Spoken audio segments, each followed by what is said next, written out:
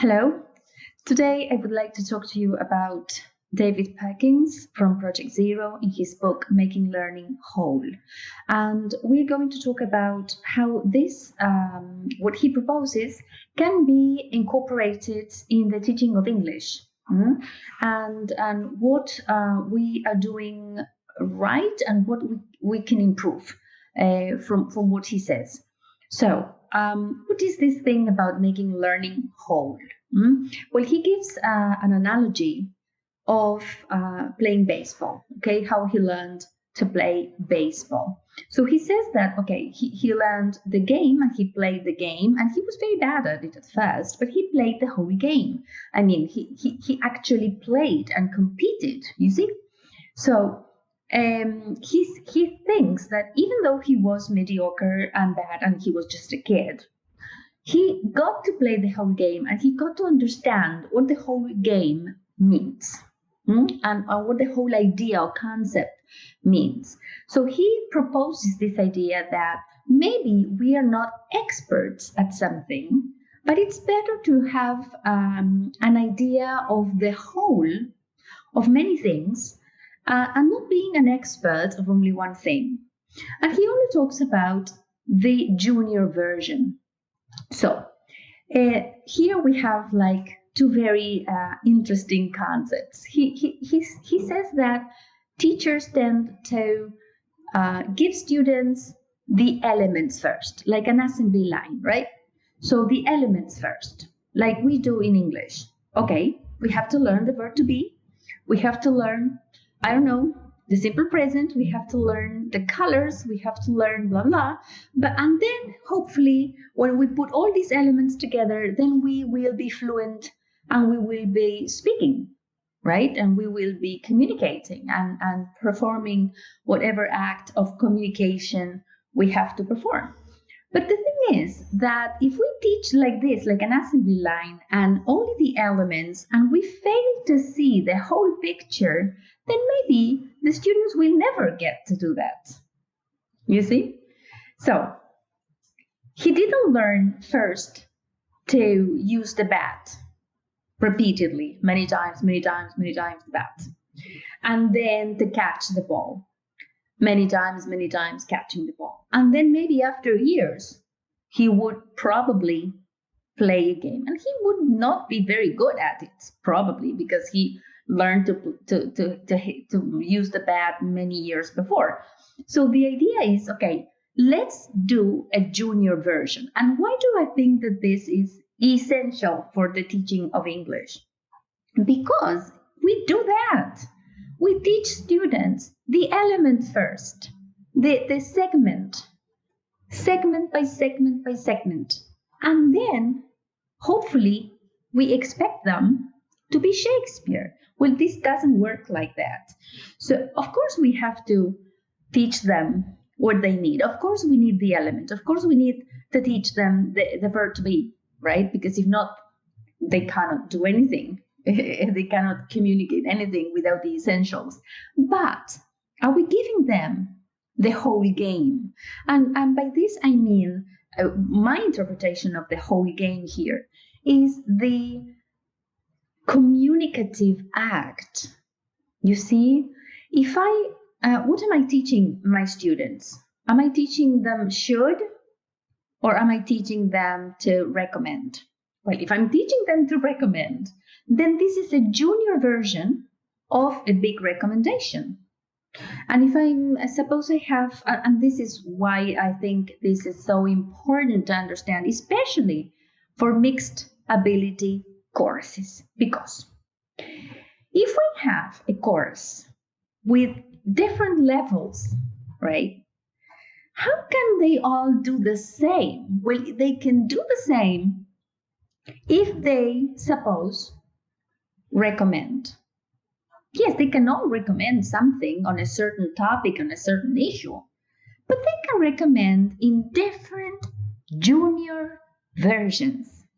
Some students maybe can recommend by saying, I recommend that you should, blah, blah.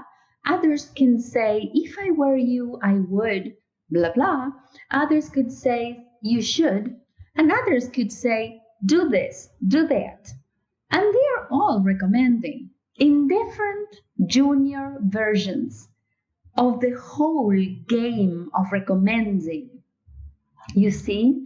So here you can have mixed ability courses and you can have them all engaged in the same task. Now, Perkins does not only talk about the whole game like that and junior versions, but he also says that there are other steps to follow. Okay, you present the whole game, yes, you present the whole, but then you have to go to the parts and you have to work on the parts because it's difficult.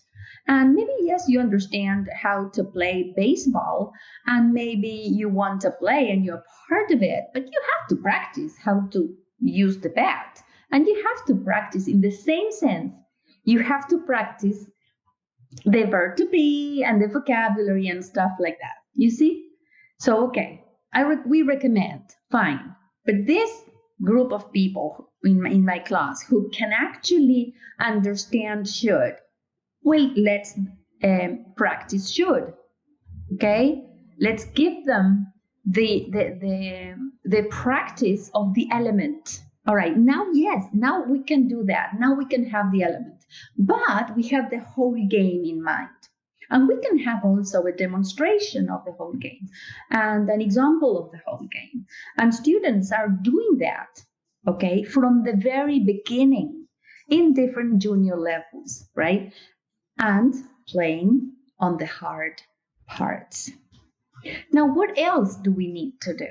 Well, we need to learn from our partners. We need to learn from different teams. We need to learn from experts. So we need to learn from other players. We need to learn what others do. Not only if we are working in groups. No, we can actually learn from a peer who's trying to do the same thing and who's struggling to do the same thing to see what he's doing so I can learn, you see? So learn from other players, learn to play the game outside, okay? Play the game in other parts, in other areas. This happens all the time in sports. You play your sports in your club, but then you have to go and compete in another place. And when you go to another place, you learn from this other place and you apply what you learned locally. You apply what you learned locally there in this other place. What does this mean in terms of education? It means that you're learning something to transfer, to use it in other situations, in other scenarios. Okay? And a very important part of all this is making the game worth playing. What does this mean? Okay, it has to be worth doing. If it's nonsense, if it's something not relevant, if it's something I'm not going to use in my life, well, why do I do it?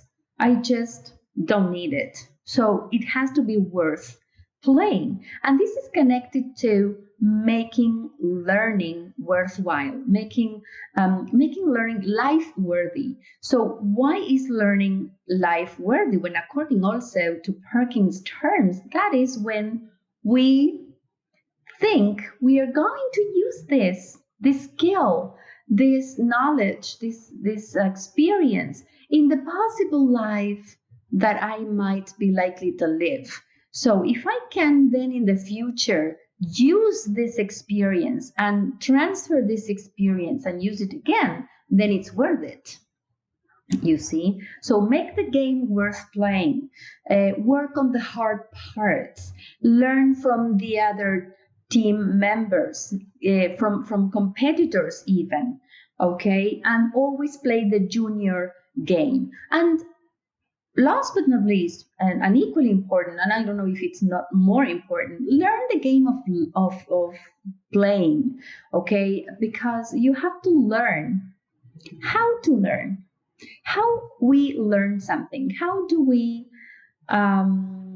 accomplish something, how do we get to learn. So this Metacognition is essential and it's life worthy as well, because this is something we are going to do always. Okay, if we learn the system of how to acquire vocabulary, then we can do that in other settings in our lives.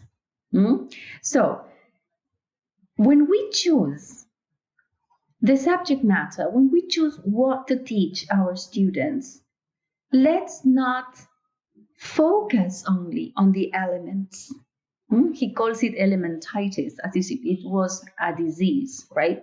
Not just focus, okay, the past perfect, the present continuous, the simple present. No. Not only that. We need to have a look at the whole game. We need to teach our students to do things, to do whole things, like recommend. And then we focus, we zoom in. Okay, for you to do this, you need to work on the hard part. You need to practice these elements. Yes, now you do. Now you have to do this to work on the hard parts. You see? And so each year, each stage of the learning process, you have a different junior version, a more elevated each time. But it's a whole game anyway. Well, I hope this has been helpful and clear. And well, see you next time. Bye.